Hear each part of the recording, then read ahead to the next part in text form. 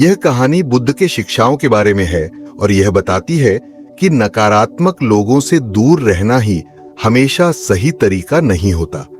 इसके बजाय बौद्ध धर्म में यह सिखाया जाता है कि हमें नकारात्मक लोगों और स्थितियों से निपटने के लिए स्वीकृति, करुणा और बुद्धिमत्ता को बढ़ावा देना चाहिए। मुख्य सिद्धांत और रणनीतियां हो। स्वीकृति, एक्सेप्टेंस। बौद्ध धर्म में यह माना जाता है कि हमें जीवन में हर प्रकार की स्थिति को स्वीकार करना चाहिए, चाहे वह नकारात्मक ही क्यों न हो। इसका मतलब यह नहीं है कि हम नकारात्मक व्यवहार को सही मानते हैं, बल्कि यह समझना है कि यह भी जीवन का एक हिस्सा है। जब हम स्थिति को जैसी है वैसी स्वीकार कर लेते हैं तो हम शांत और संतुलित रह सकते हैं। करुणा, कंपैशन। करुणा का मतलब है कि हम समझें कि हर प्राणी, चाहे वह हमें नकारात्मक लगे या सकारात्मक, सब दुखी होते हैं और खुशी की तलाश में होते हैं।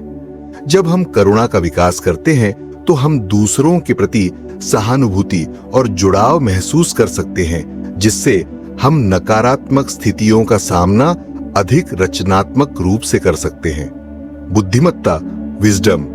बुद्धिमत्ता का अर्थ है चीजों को वैसे देखना जैसी वे वास्तव में हैं, बिना हमारे पूर्वाग्रहों, भावनाओं या धारणाओं से प्रभावित हुए। नकारात्मक लोगों से निपटने के संदर्भ में यह समझना महत्वपूर्ण है कि उनका व्यवहार अक्सर उनके अपने दुख और अज्ञानता का परिणाम होता है।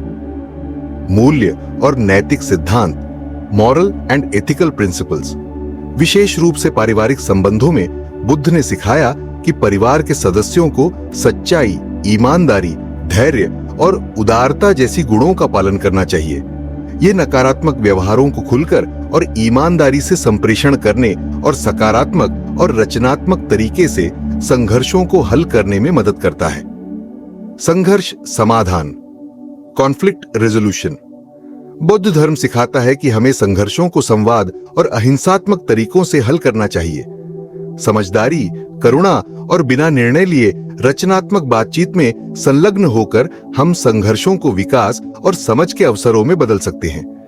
आत्म साक्षात्कार और विकास के लिए महत्वपूर्ण बातें। नकारात्मकता जीवन का एक स्वाभाविक हिस्सा है और हर कोई इसका अनुभव करता है। इसे समझकर हम अपने नकारात्मक भावनाओं के प्रति अधिक करुणामय और स्वीकार्य दृष्टिकोण विकसित कर सकते हैं।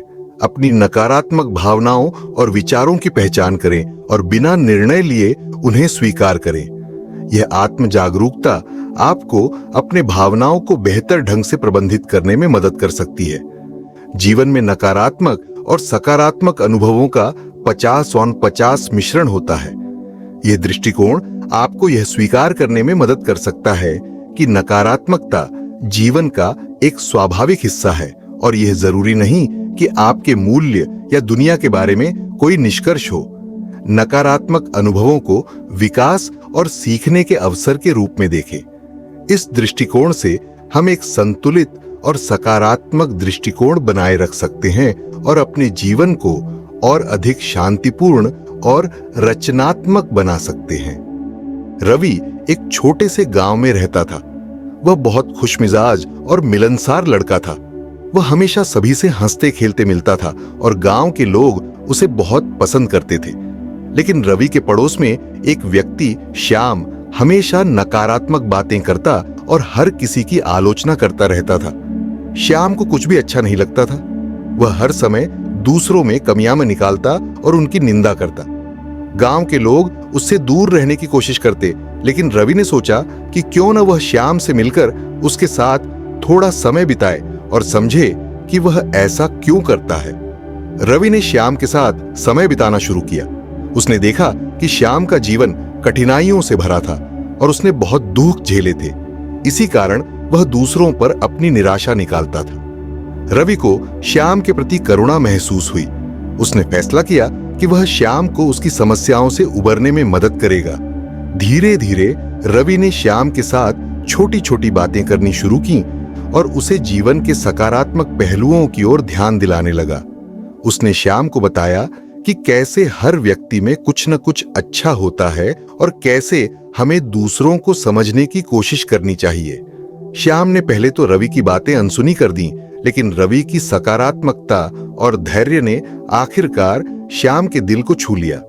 श्याम ने महसूस किया कि उसके जीवन में भी बहुत कुछ अच्छा था, जिसे वह अब तक नजरअंदाज करता आ रहा था। समय के साथ श्याम का रवैया बदलने लगा। वह धीरे धीरे नकारात्मकता से दूर होने लगा और रवि की तरह खुश रहने की कोशिश करने लगा। उसने देखा कि रवि की सकारात्मकता ने उसके जीवन में कितना बड़ा बदलाव ला दिया है। रवि ने श्याम से एक महत्वपूर्ण बात सीखी कि नकारात्मक लोगों से दूर रहने का मतलब यह नहीं है कि हम उन्हें छोड़ दें। कभी कभी हमें उनके साथ रहकर, उनकी समस्याओं को समझकर और उनके साथ सहानुभूति रखकर उन्हें बेहतर इंसान बनने में मदद करनी चाहिए।